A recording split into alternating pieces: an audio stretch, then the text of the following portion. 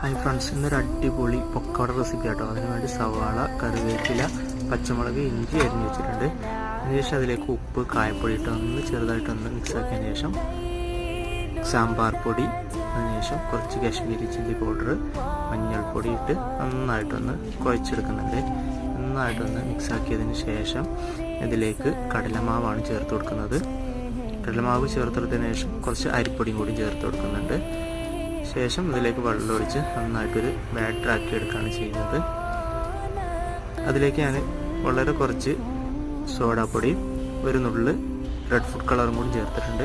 എല്ലാം കൂടി നന്നായിട്ട് ഇളക്കി യോജിപ്പിക്കുന്നുണ്ട്. എനിക്ക് കുറച്ച് വെള്ളം കൂടിപ്പോയ പോലെ തോന്നി, അപ്പോൾ ഞാൻ കുറച്ച് മൈദപ്പൊടിയും കൂടി ഇട്ട് മിക്സാക്കി അവിടെ മാറ്റി വെച്ചിട്ടുണ്ട്.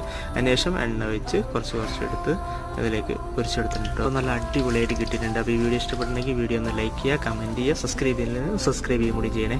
Thank you.